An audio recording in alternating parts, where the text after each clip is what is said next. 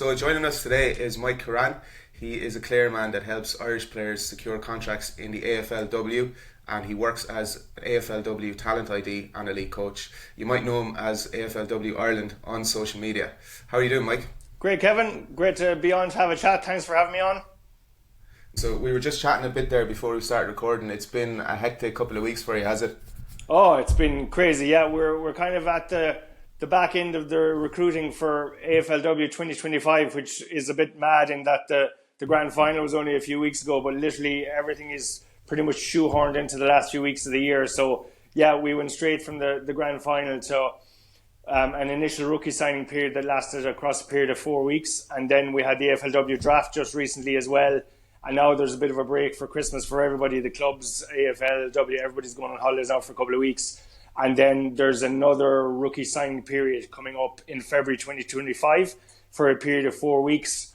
But in terms of that one, there's probably limited spots available at clubs to be filled at this stage because a lot of the clubs have filled their rosters. But yeah, it's been a hectic month or so. But the work for that month, I suppose, has been done across the last year. So it never ends really. Yeah, so from the club's point of view then, I guess the season isn't long over, but they're trying to get players now signed up for next season. They're trying to get all their ducks in a row in that sense, are they?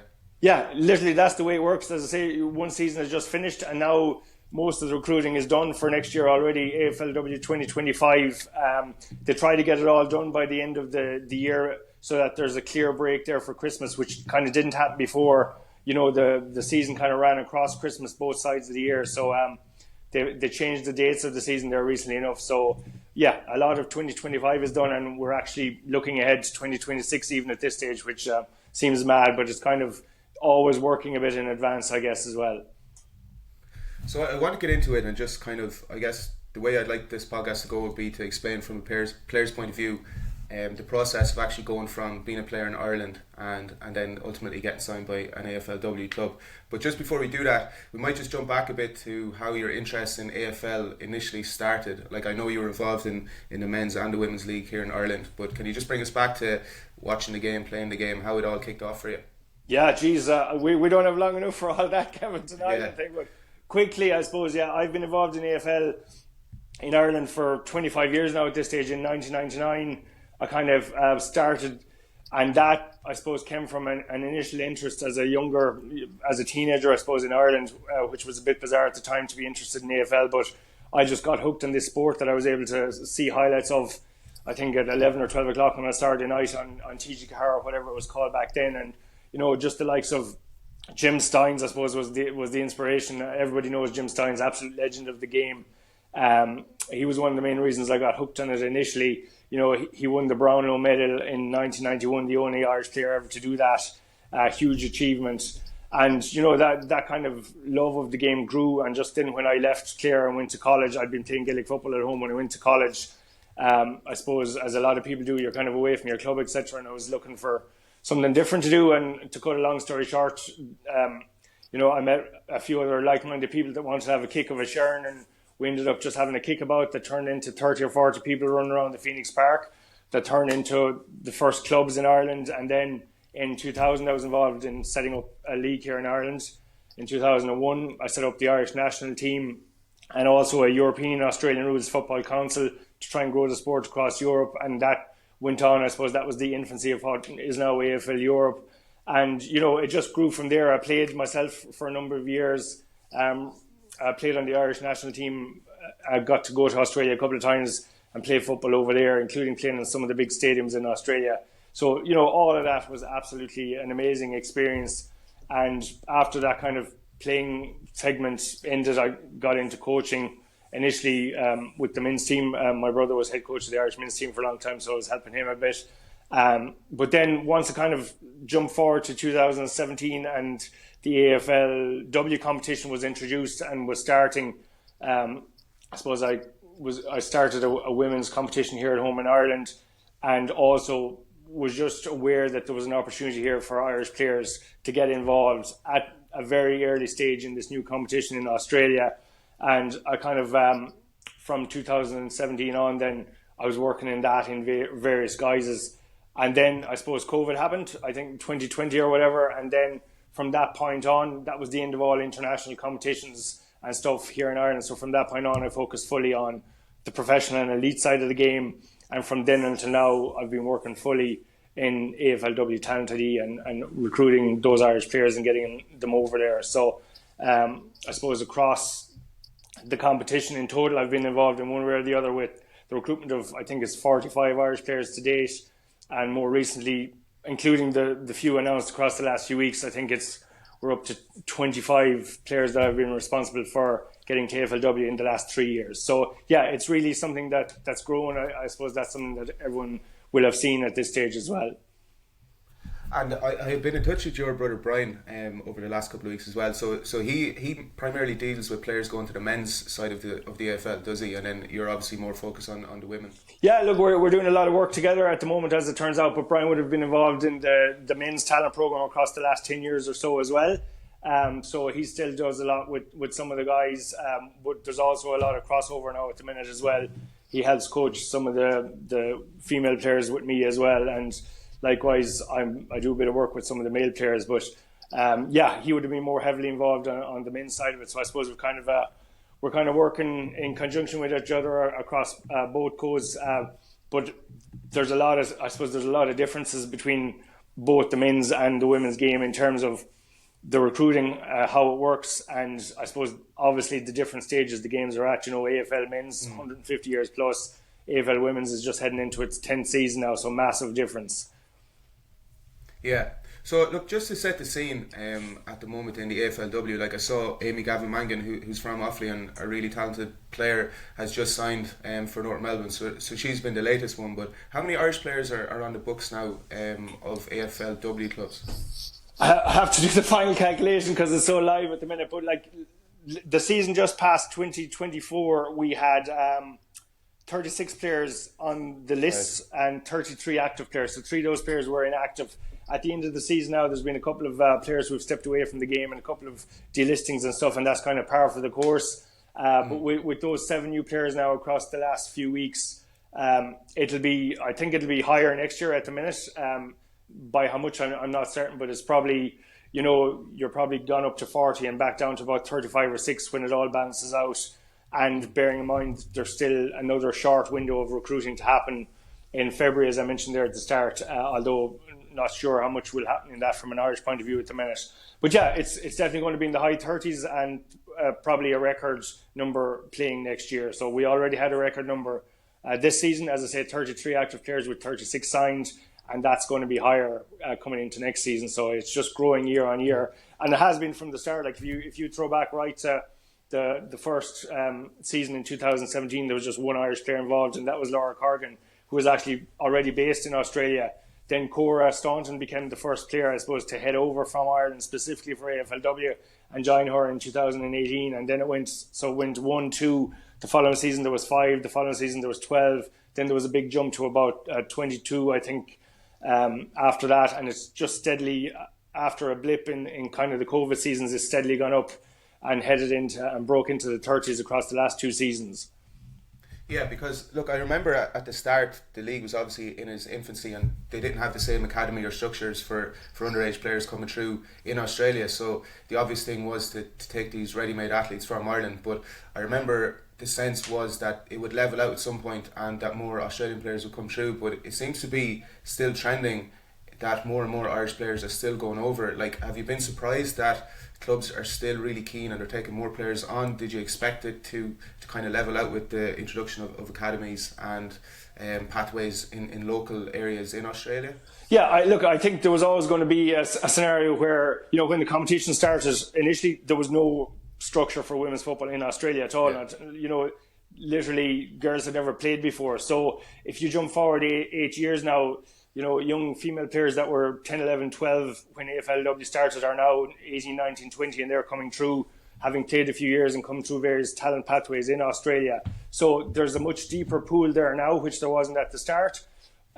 So a lot of people would have thought that the amount of Irish people involved might have levelled off a bit.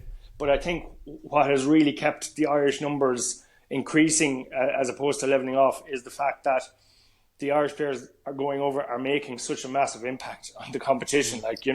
and instant impact. You take the likes of Vicky Wall and Erica O'Shea winning premierships this year. Vicky in her first grand final, Erica in her second. The year before that, Jennifer Dunn was over there. She won a premiership in her first year after winning an All-Ireland a few weeks before. So the only player to ever do that in the same year. The year before that, we had Bláithí Mackin from Armagh going over, winning a premiership in her first season. So this is unprecedented impact on the game, for players to be winning premierships in their first season. But then not only that, like, you have players being named in the best and fairest for the various clubs. You have the like of Ash Maloney at Geelong Cats being equal giant goal scorer in the league this year in just her second season, and potentially be one of the biggest stars ever in the game going forward. So I think it's that instant impact. And bear in mind, Kevin, that a lot of the time that was coming off a very short pre-season, because a lot of these players were finishing out their LGFA seasons here and going over late. Now that might also be about to change slightly heading into 2025 as well, due to an expanding season. But the fact that players were able to go over on a short pre-season and make such an instant impact, I think that has really kept the interest of the clubs in looking at the Irish players. And, we have a scenario now where you mentioned North Melbourne and Amy Gavin Mangan there. Like, North Melbourne now have 5 Irish players. Like, they're the premiers, and they've got 5 players on a squad of 30. So that's a sixth of their players are Irish. That's phenomenal. Like, you've a number of other clubs. Fremantle Dockers are up at 5. You've a number of other clubs pushing 3, 4. So not only have players, 1 or 2 players on the list, some of them have a huge portion of their list now Irish players, which is really interesting.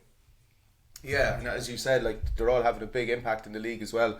I wonder what you think the reason that Irish players are having such success over there. Like, I was just reading a few quotes. Erica O'Shea was talking about the speed and the aggression. That's really what people kind of describe, that the Irish players bring, this competitiveness and willing to win. And I remember hearing Sarah Rowe speaking, and she said something similar about the competitiveness that the Irish players have. Can you put your finger on what exactly it is that these Irish players bring that just makes them, first of all, like, have a success in the clubs, and then also on a wider scale in the league and winning the competitions, as you said? It's probably a combination of two things. First of all, it's the level and standard of athletic ability they're playing at here in Ireland. So, first of all, that has to be acknowledged. The level and standard that the players are operating at here in Ireland, the amount of hours they're putting in terms of training and games, in all terms, is professional. Apart from it's not, obviously, it's still amateur. But the amount of hours training they're doing is comparable to the AFL professional schedules when they go over there. In fact, a lot of the times they do more here at home than they do on a professional training schedule out there. So they're going out there, they're extremely fast, extremely fit, and they're not only able to fit in, but probably excelling at that end of it as well. So you'll always see a lot of scenarios where the Irish players will dominate in terms of the athletic testing at some of the clubs. So Orla O'Dwyer broke the 2K record at Brisbane Lions. Sarah Rowe has it at Collingwood.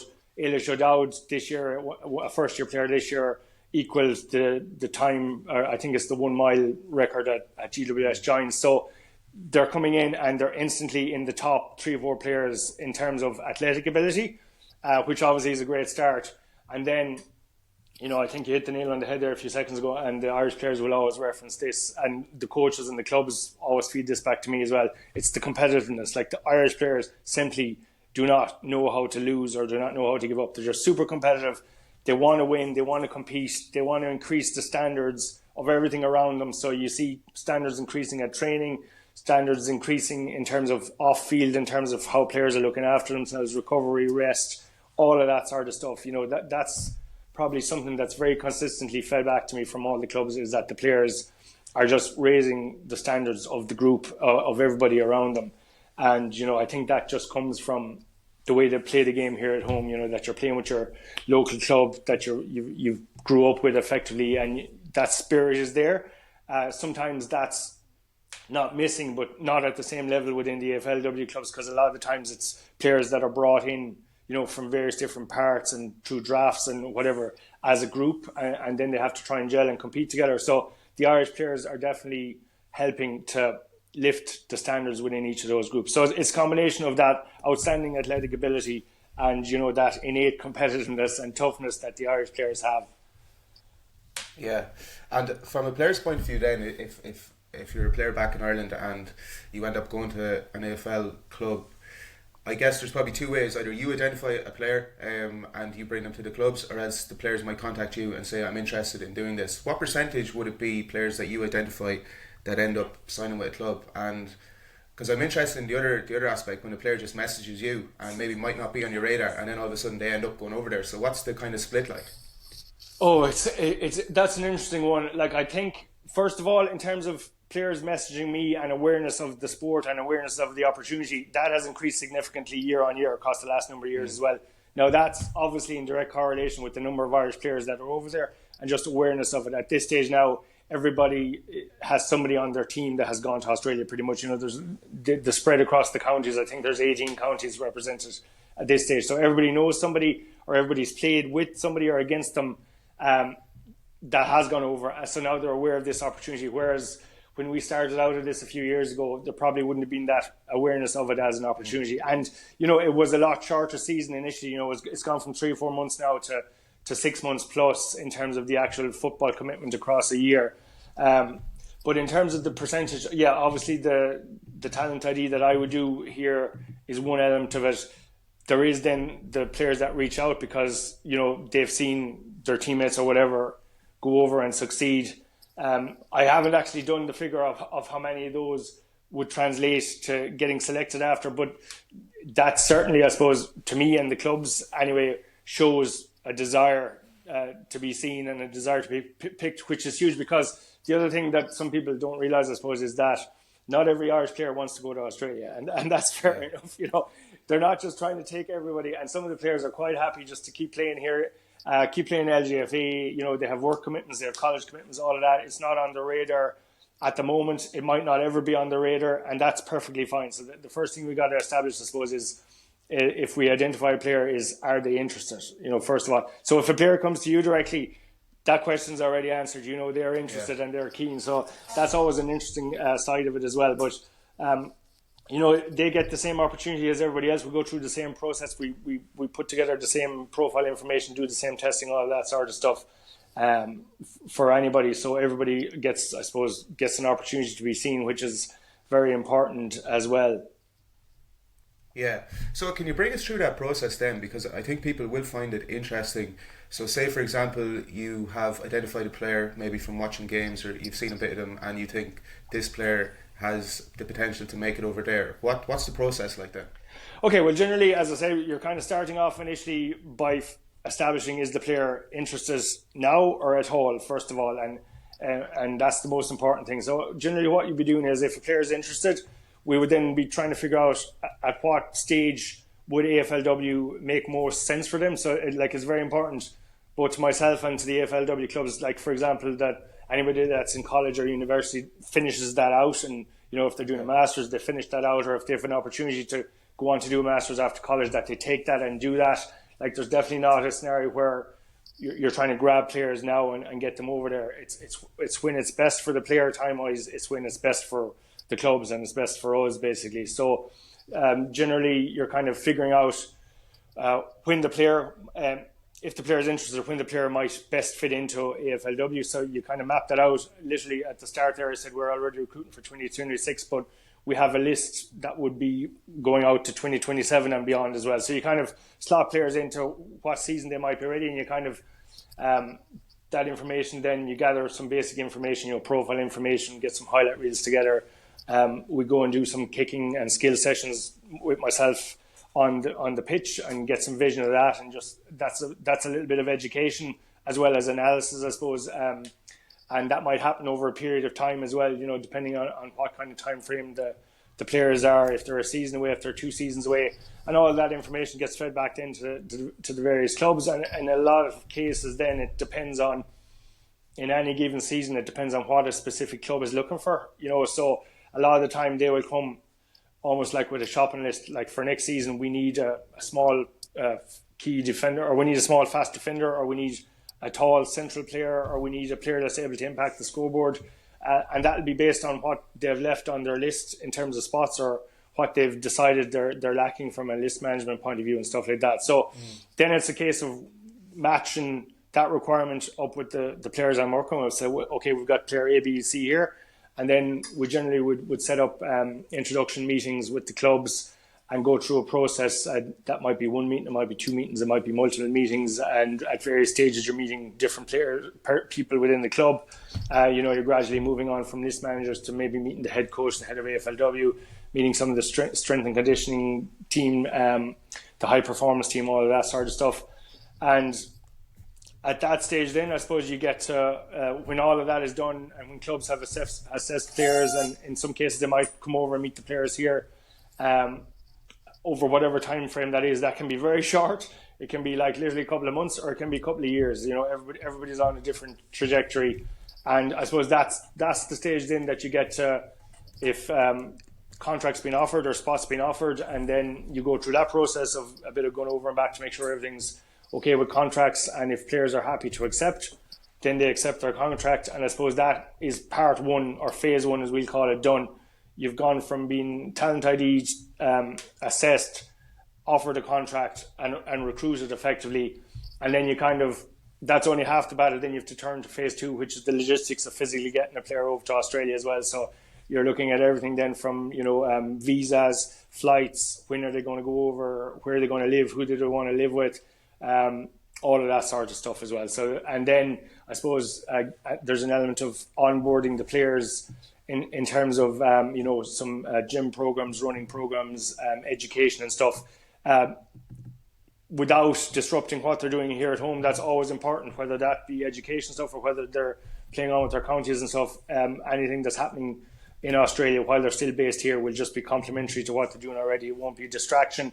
It's all just kind of aimed for when that player then does head to the airport and get on the flight, that when they land in Australia, that they're as best prepared as they can be to hit the ground running. I suppose that's what everybody wants. I wanted, the clubs wanted, the players wanted when they arrive in Australia to hit the ground running and to give themselves the best chance of success. Yeah. And are you essentially an agent then? Like, are you helping them, like you said, organising the move and all that kind of stuff, even down to like contract negotiation? Are you involved every step of the way then on that? Every step, yeah, absolutely. I suppose that's a pretty unique situation that I'm in that there's probably in anywhere, even in Oz, there's not players that are involved in coaching and that side of it. So I suppose that's pretty unique in that A, I'm doing it outside of Australia, but B, that I'm able to do both sides of it. So, we're kind of talent IDing and coaching the players on the field, and off the field then we're able to do all the other stuff as well that's involved in every stage of it, right up until getting your contract and physically arriving in Australia. And beyond that, we keep in touch with the players. We get over there once a year. Normally myself and Brian go over once a year at various times and catch up with all the players over there, make sure everything's okay. Because again, that's equally important. Once you arrive in Australia, got to make sure that everything is okay. The players are happy, the clubs are happy, and just keep that, I suppose, that support there for all the players for as long as they play. I want to get into things like physical attributes and the skill side of things as well, but just to touch on the contracts, obviously you don't have to get into specifics of individual players, but on average, what kind of salary or what kind of wage would players be looking at from? Because I know there's a scale, right? So there's different tiers. Obviously they get offered, but what would like the kind of lower end for an Irish player, and then the upper end if they're just arriving in Australia? What could they be looking at in terms of that? Yeah, so this whole landscape has changed a lot in the last year or two as well, and it's the payments have increased dramatically, I suppose, from when the competition began. But there's been a new CBA, which is a collective bargaining agreement that was agreed last year, that covers up to the end of season 2027. So that's another 3 seasons beyond this season, and that sets out the various salary tiers for the next 3 years. So and they're increasing year on year. But I suppose just to give you an idea, heading into 2025. Tier 4, which is kind of your basic playing contract, is $67,000. Throw back to Course Staunton we mentioned earlier, around that time, 2018, I think the basic salary for a player was $14,000. So there's been a massive increase. It almost doubled there when the initial CBA was agreed, and then it's increasing incrementally, maybe 10% a year for the next 3 years as well. So. And that's as I say, at your basic level, and that's your playing salary. So there's a number of other supports around that as well.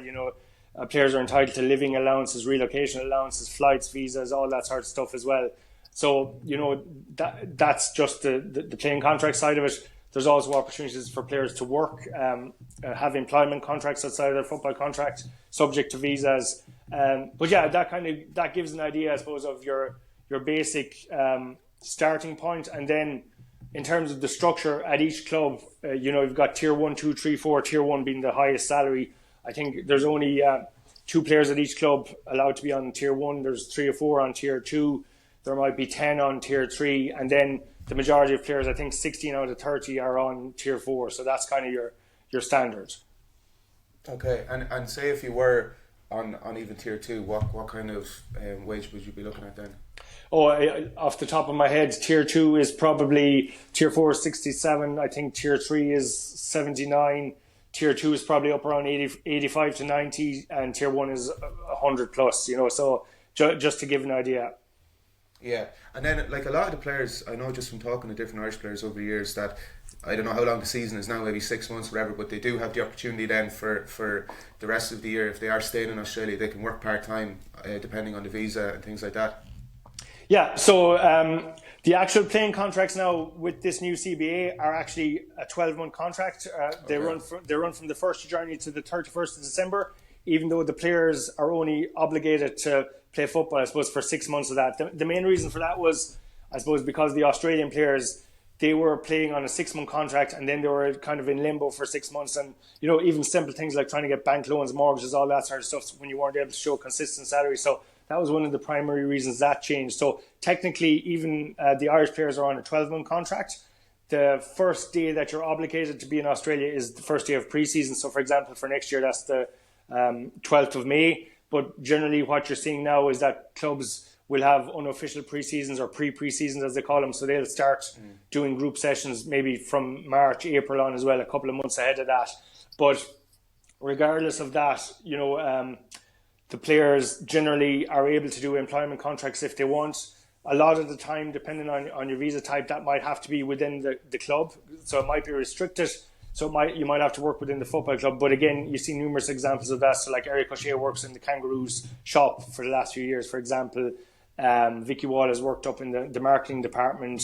Anya Tai works in community coaching at Fremantle Dockers and kind of runs their community coaching. So there's numerous, I suppose they try and match what you want to do. Is it casual work or do you want to do something specific to your own career?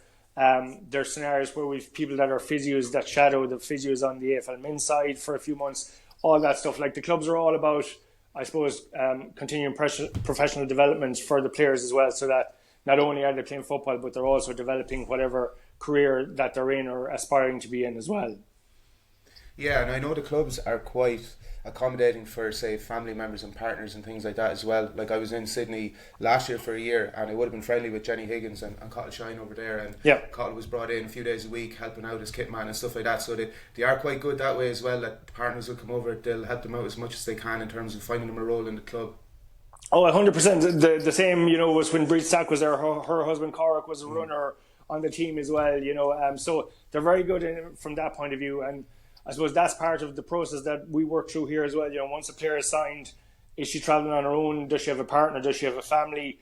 What are we able to do to try and get their partner to work either within the club or locally as well? So all that kind of support is there for any player as well.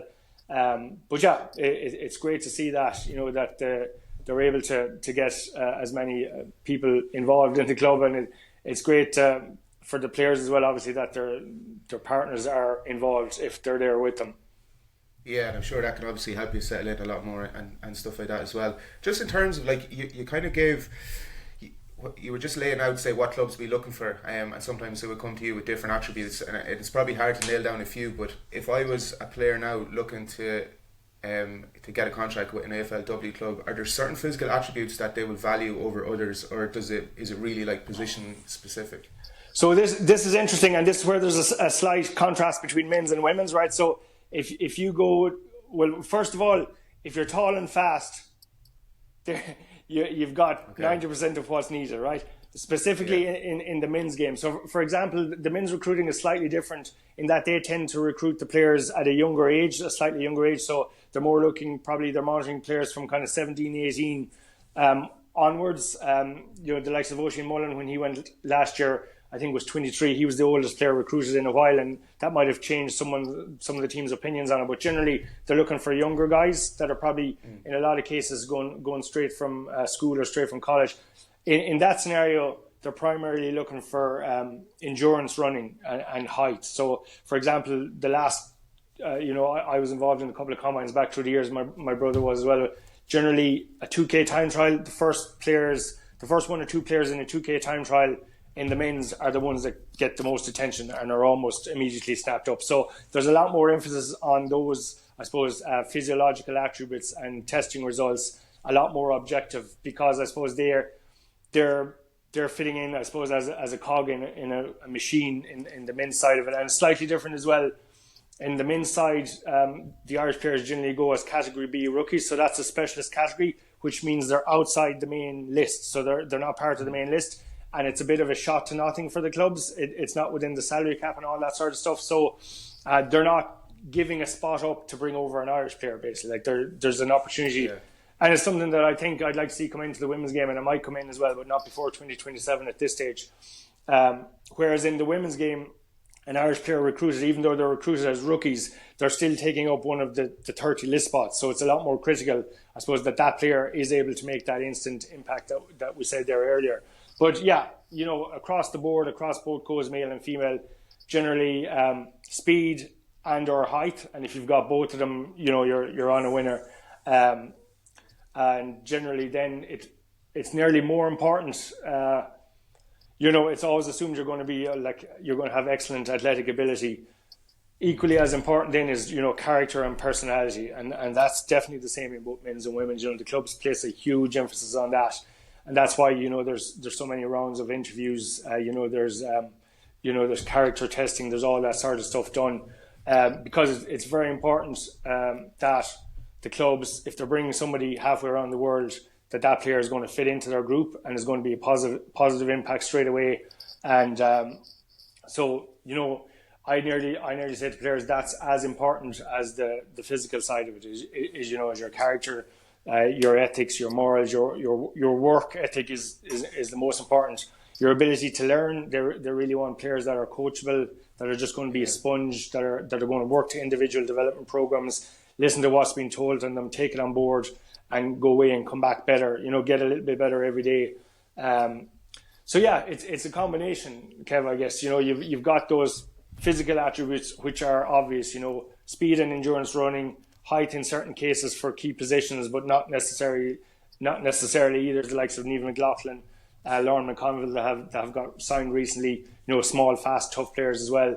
And that can work certainly in the women's game, but it's more on the women's side. It's a bit more of a combination of multiple factors. I think it's that clubs can see certain things in certain players that they just instantly feel this is going to work for what we're trying to do. Again, a good example of that would be I was working with Craig Starcevich at Brisbane Lions and bringing Nessa Dooley over for next year, and just the way she plays for Kildare is the way that Brisbane Lions play AFLW. So straight away she's going to fit directly into our game style automatically. We're not going to have to change too much. So in a lot of cases like that, you'll find that a club or a coach or a list manager will see something specific in a player that they think is going to slot into their team or is going to bring a benefit to their team. And just in terms of, say, a benchmark figure for, I know those 2K trials are big over there, would there be a certain number that if a player hits that, you're thinking, yeah, they have a right shot here of getting signed? Yeah, again, I suppose just to throw numbers at it, this would be really, in the men's game, you're 6 minutes 30, six and a half is really good. In the women's game, 7 minutes is really good. So now that's top end. I'm saying if you're hitting those numbers automatically, you're at the top end. So like you can put 10-15 seconds on either of those, and it's still very impressive. But they would be kind of automatically the numbers you're looking at. 6.5 for men's, 7 minutes for women's. Yeah. Okay. And if you're like, obviously players are in different positions, like physically and skill wise, when you first meet them and when you're going to coach them essentially to go over there. So are there certain players that you look at and you're like, we need to focus more on building up the endurance side of things? Are there other players that you're like, you know, their skills are, I'm sure every player, like, the skills are not going to come naturally, but I'm sure some players more than others will take to the sharing a little bit easier than others. So what's that kind of what's that range like? Individual players, is it a broad difference between some players will have the athleticism naturally, some players will need to work on it a bit more, and vice versa with skills? Yeah, 100%. Like you'll see that I've seen both sides of it, where you've gone out with a player for the first kick and within 15 minutes we're like, right, hit the video, she's got it. You know, like nail the skills. You know, can you name any names there for any players that just got it straight away? Oh, like the Mackins, blind Mackin instantly. You know, you can tell like these naturally gifted players that straight away are just, it just clicks. And then, you know, some players, it's a frustrating ball to kick if you're not used to it, you know, because you got to get everything straightened up, which goes against everything you're used to doing all your life playing GA. You know, you got to punt kick it straight ahead off your laces as opposed to instep. You got to get it spinning backwards. So it's more nearly a process of how players handle that in terms of not getting frustrated and just working through it. But generally, like, you're trying to reprogram muscle memory in all circumstances, so that can be a bit frustrating for players. But like, generally, I would do typically a 90 minutes to 2 hour session with somebody if we're trying to get some video together for clubs, and from the start to the end of the session, everybody has picked it up, you know, to the point that they've got the basics down. But yeah, you can just see that some players get it in the first 10 or 15 minutes, but everybody gets there eventually, you know. And I think that's not really something that's a massive concern to the clubs, because AFL or AFLW, because when you get the player over there, that's when they hone in on that, you know. And I think that's one of the benefits of the Irish players, is that there's so much support around the clubs now, so many coaches, so many line coaches, development coaches, that even, for example, in AFLW, there might be 4 official days where the players are involved in the club. Most of the time, the Irish players are going in every other day and they're just doing a 20-minute session or a 30-minute session with a line coach or with a kicking coach or whatever. So that craft, as they call it, you know, kicking and handballing stuff, that can be worked on and developed quite quickly. You know, they often actually prefer that players don't have too many bad habits when they arrive in Australia, because it's easy to strip it back then and stuff like that, you know. So, and if you're at the stage of, you know, talent ID and recruiting and stuff, nearly all the time players will have those physical attributes already in terms of the endurance and the speed, or one or the other, or combinations. So yeah, it's not the end of the world in terms of the skills, because it's something that can get worked on and honed quite quickly when you do get to Australia. But it's definitely interesting to see just how some players do pick it up a little bit quicker than others. One aspect I wanted to touch on as well is the injury side of things, and obviously it's such a physical game that there will be injuries that players pick up, and when they've travelled so far and they've, you know, put their lives on hold to go over to Australia, it can be really devastating, I guess, when they do pick up the injuries. And the one that always jumps out to me was the Breed Stack neck injury. That was just a really horrific injury, and I know she spoke about it at the time, and she had such determination to get back, and it was unreal to see how she did get back. But what's it like when a player, like, maybe you might just talk about Breed and that incident in particular, but what's it like then when you're dealing with someone who suffers a really serious injury like that? Yeah, I look at her, just to touch on Breed, I suppose. Look at, I've done a lot of work with Breed for the 6 months before she went over and stuff, and that was heartbreaking stuff, because she put so much into it.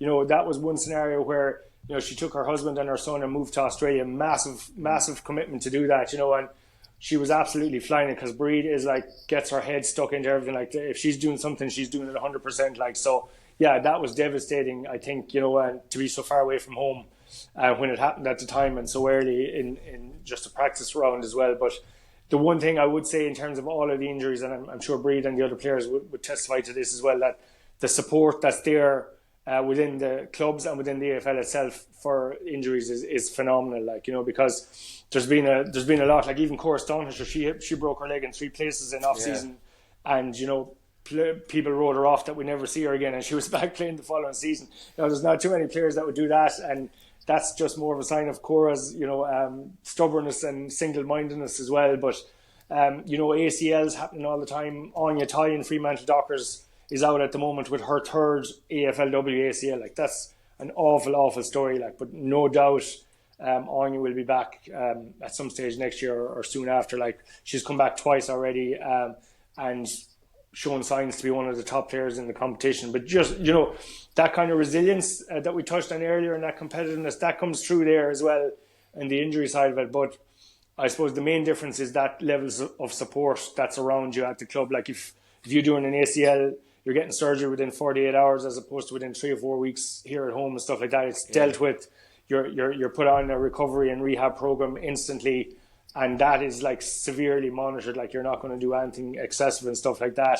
I think, they had to keep the likes of Cora and Breed out of the gym when they were injured. But it's tough when it happens, but there is great support and medical assistance within each of the clubs and within the AFL in general. I suppose that's no more than you'd expect with a professional environment.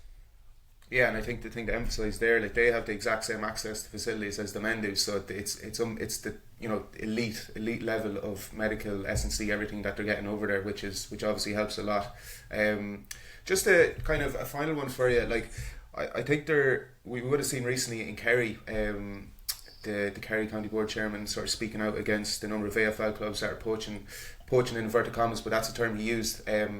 Younger Kerry players, and there has been a backlash for maybe 10 or 15 years in the GA where people are kind of critical of the Irish players making the move, or not the players but the clubs taking the players, and that poaching word that they would use. But there doesn't seem to be the same case in the LGFA, or you might correct me if I'm wrong. Is there, like, do you face much of a backlash in terms of, because it is the elite players from the women's game that are heading down to Australia, and the game here is obviously diminished as a result of that? What's that been like for you personally, dealing with that, or is there much of a backlash?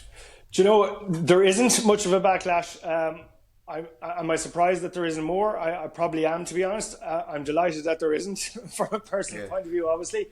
But yeah, it's almost the opposite. You have the younger guys going, and they're being taken, I suppose, before they get established in the senior teams in a lot of cases. But you're kind of, I can see how it can be seen as cutting off the supply chain a little bit. But at the same time, I suppose if you look at the numbers that actually do end up going, it's not huge over the space of a few years. Even it isn't huge. But on the women's side of it, in a lot of cases, they're established players. They're often the top players in their team. Bizarrely, like, I found it to be a huge amount of support there for the players, even across the last few years. Now, again, that might start to change slightly as we head into 2025, because the first time now we have a bit of a crossover between both LGFA and AFLW, and some players might have to make some decisions. Some players have already made some decisions. But strangely, yeah, I've always found the environment, and the players will probably say the same, there's no doubt that people are disappointed to see them going. In terms of, we're losing a player for part of a season up to now, probably for a season now going forward. And as a coach myself as well, I know the coaches are going to be disappointed, but generally they're very supportive because they do see it as a huge opportunity. And then you have scenarios, where players go and play for a few years, and then they'll come back and they'll be back playing with county again, and they're going to bring back some of the stuff that they've learned in that professional environment. So I would see that as a positive as well. But yeah, it's mainly largely supportive, and I suppose in a lot of cases the clubs have been very supportive of the players playing here at home as much as possible. It does get a little bit trickier now, but generally you've seen players playing out full LGFA seasons and then heading over. The likes of Jen Dunn has done that for the last few years. The Geelong players, Aisling Maloney, has done that for the last couple of years and probably will continue to do that. It does change slightly in 2025 for a lot of other players, because with the ongoing expansion of the competition, this year in the season just finished, we had 11 rounds in 10 weeks, so they squeezed in a condensed fixture which got an extra game in but wasn't hugely successful in terms of the extra load on clubs and playing maybe at 4 or 5 days break and stuff. So that's not going to happen again. But next season it's going to increase to 12 games, and that's going to be across 12 weeks. So the season's extended by a couple of weeks and pre-season's extended by a couple of weeks. So the whole thing has moved forward 4 weeks. So your round one in AFLW 2025 is on the 11th of August. The All-Ireland final is on the 4th of August. So if a player was to get all the way to Croke Park, they literally wouldn't even be in Australia for the start of round one. So that's the first time now that it's got a little bit trickier for next year. Prior to this, you would have always, albeit it would be short, like a couple of weeks, like if you got to the All-Ireland final, you're probably working off 2 or 3 weeks pre-season, and some of the girls have actually excelled off that. But generally now going forward, I think you'll see a scenario where players are probably going to potentially play in the league up until April and maybe use that as a natural break to head over, or maybe play in the provincial championships up to the end of May and use that as a break and head over. But there's certainly an appetite within the clubs for players to be over there earlier now in pre-season. And I suppose just with the standard of the competition and competition for places increasing as well, it's in the players' benefit to get as much pre-season in as they can as well. Yeah. Just a final one, Mike. If there's a younger Irish player listening in now, maybe she's 18, 19, 20, that kind of age, and she would like the idea of getting an AFLW contract down the line, is there any tips you would have for her at that age, anything she should be focusing on in terms of training or anything else that would help her maybe in a couple of years potentially get a contract or get a trial over there? So interestingly, we have a lot more players around that age starting to reach out now across the last couple of seasons, and we're working with a group of those players, like we're calling them rising stars. They're in that 18 to 20 bracket, and that's a scenario where those players are not going to be in Australia for another 3 or 4 years, even if they got an opportunity, because we want them to finish school, we want them to go through college, through uni, all of that sort of stuff. But yeah, there's probably a process now where players can reach out to us, or we get in touch with players a little bit earlier, so they kind of have more of an understanding of how it works. They've got like a sounding board to bounce questions off and stuff, and they just get more familiar with the process, I suppose. In terms of what they need to do here, we generally tell players they don't need to do much more than they're doing already, because they're already training really hard. Just do your training, do your gym, try to get a bit of exposure to the sport, because the more you know about it, the better. Even if you're just watching games, you're subconsciously figuring stuff out and figuring out rules, even basic rules, vocabulary, language, how the game is set up and stuff like that. So it's more, if it's something that you're interested in, and I tell players just reach out to us now, like hit me up directly or at AFLW_Ireland, and we'll just give you a bit of guidance as to what the process might look like. And, there is a pathway there now where people can keep in touch over a much longer time frame. As I say, going back a few years, you could have gone from never spoken to anyone about AFLW to being on a plane within 6 weeks. Now we're at a scenario where that's more likely to be a year, 2 years, 3 years. So people can just get more familiar with the process, ask questions along the way, get a bit of exposure to some skills sessions here. Do a small bit of work kicking. Get a ball and take it home, which and just be doing a bit in the back garden or stuff, because the main thing in terms of skills is repetition. So the more you do, it's just money in the bank in terms of actually building that muscle memory and your basic skills, your kicks, your handballs, your marking, stuff like that. But yeah, there's definitely more opportunities now for younger players to get more access to what that whole pathway looks like. Yeah, and I'll link it in the show notes as well. But so it's at AFW_Ireland. That's the best way to get. Yeah, at AFLW_Ireland on all the social medias. Instagram, Facebook, Twitter, TikTok, Threads, the works. We're on there. There's contact buttons on there with email and phone numbers as well, that people can drop an email, drop a WhatsApp, send a DM, whatever, and we get back and just figure out where they're at and what they're hoping to get out of it, and come back to them with a plan of action. Excellent. Yeah, Mike, that was brilliant. I think anyone listening from a player or even a coaching perspective will take a lot from that conversation. So thanks very much for giving us your time, and best of luck with everything in the future. I'm sure it will keep growing as years go on. Thanks, Kevin. It was a pleasure to chat to you, and looking forward to chatting again at some time maybe in the future as well. Thank you for your time.